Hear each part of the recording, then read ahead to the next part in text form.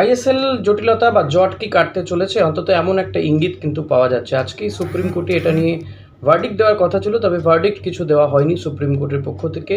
তবে বিচারপতি জয়মাল্য বাগচি এবং বিচারপতি নরসিংহা তারা একটা নির্দেশ দিয়েছে এআইএফএফ এবং এফএসডিএলকে। এতদিন ধরে আমরা জানতাম যে এআইএফএফ এর উপরে একটা এমবার্গো রয়েছে, মানে তারা অফিসিয়াল কোনো সিদ্ধান্ত নিতে পারবে না, ডে টু ডে ওয়ার্ক করতে পারবে। বাট আজকে সেই এমবার্গো কিন্তু কার্যত তুলে নেওয়া হয়েছে বলা যেতে পারে।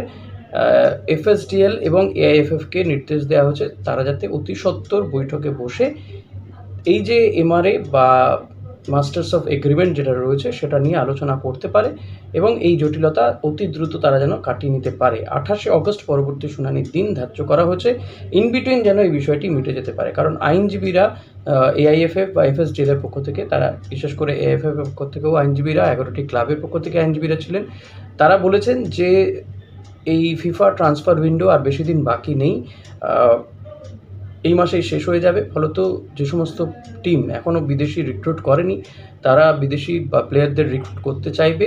যদি সেটা এই প্রসেসটা আরও লেন্দি হয়, শুনানিটা আরও লেন্দি হয়, যদি এমআরএ সাইন না হয়, তাহলে টিমগুলো বিদেশিদের রিক্রুট করতে পারবে না। ফলত ফুটবলের এটা তো ভারতের একমাত্র মানে টপ টপ টায়ার লিগ, সেই টপ টায়ার লিগটা অনিশ্চয়তা কেন বন্ধ হয়ে যাবে। তো টিমগুলো বন্ধ করে দিতে চাইছে, অপারেশন বন্ধ করে দিতে চাইছে। ইতিমধ্যে উড়িষ্যা, বেঙ্গালুরু এফসি, চেন্নাই এফসি তারা তাদের অপারেশন বন্ধ করে দিয়েছে, তারা প্লেয়ারদের টাকা দিচ্ছে না। ফলত আরও ক্লাব তারাও কিন্তু সেই একই পথে হাঁটতে চলেছে। ফলত ভারতীয় ফুটবল এক গভীর সংকটের মুখে পড়তো। ফিফা এআইএফএফ এর উপরেও কোনো বার্ডেন চাপাতে পারতো, হয়তো ব্যান করে দিতে পারতো, কিন্তু আপাতত সেই জায়গা থেকে বা সেই জটিলতা কাটতে চলেছে বলে মনে হচ্ছে। অতি দ্রুত কিন্তু এআইএফএফ এবং এফএসডিএলকে বসে তাদের যে এমআরএ নিয়ে যে জটিলতা সেটা কাটাতে হবে এবং কাটিয়ে আইএসএল এর দিনক্ষণ ঠিক করে ফেলতে হবে, কবে খেলা হবে, এবং টিমগুলোকেও কিছুটা সময় দিতে হবে ডেট ফিক্সড করার ক্ষেত্রে।